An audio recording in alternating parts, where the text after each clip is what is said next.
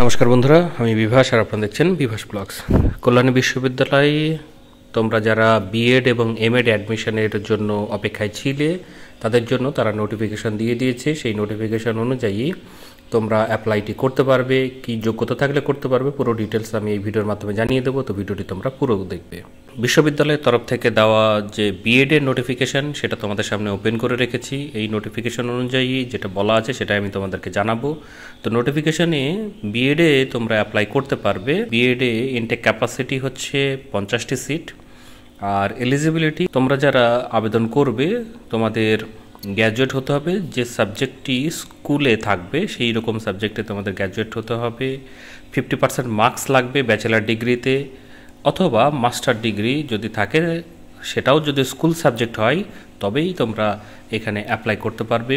এছাড়াও অন্যান্য কিছু কোয়ালিফিকেশান আছে, যেমন bachelor in engineering or technology, BCA বা এমসিএ উইথ সায়েন্স থাকতে হবে, বা ম্যাথামেটিক্স। সেক্ষেত্রে 55% মার্কস থাকলে তোমরা আবেদন করতে পারবে। ফ্রেশার্স ক্যান্ডিডেট যারা হবে তাদেরকে অবশ্যই 50% মার্কস থাকতে হবে ব্যাচেলার ডিগ্রিতে, অথবা মাস্টার ডিগ্রি থাকতে হবে যেটা স্কুল সাবজেক্টে, যেটা আমি আগেও বলেছি ঠিক সেই রকমভাবে। এবং মাস্টার ডিগ্রির যে প্রোগ্রাম সেটা 2 বছরের ডিউরেশনে হতে হবে, তবেই কিন্তু তোমরা অ্যাপ্লাইটি করতে পারবে। বয়স হতে হবে 37 বছরের মধ্যে, সেটা 1/7/2025 এই সময় পিরিয়ড ধরে হিসাব করবে। আর যারা ডেপুটি টিচার আছো তাদের কিন্তু কোনো এজ লিমিট নেই।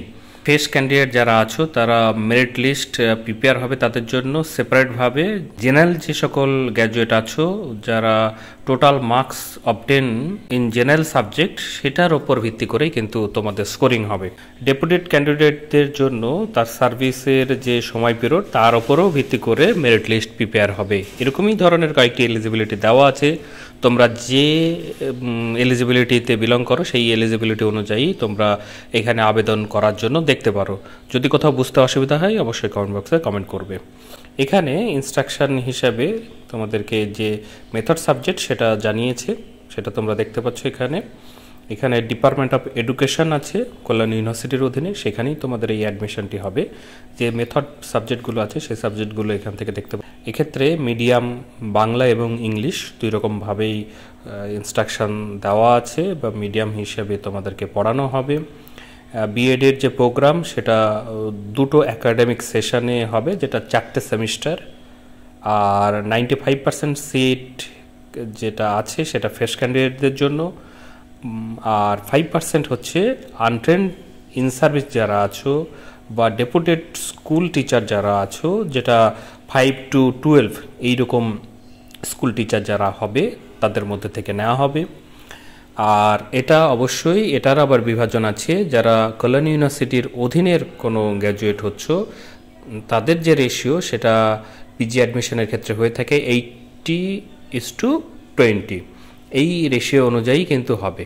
এবার তোমাদেরকে দেখতে হবে অ্যাডমিশন প্রসিডিওরের যে ফ্রেশ ক্যান্ডিডেট তোমরা আছো তাদের যে মার্কস ডিস্ট্রিবিউশন সেই অনুযায়ী স্কোরটা হবে।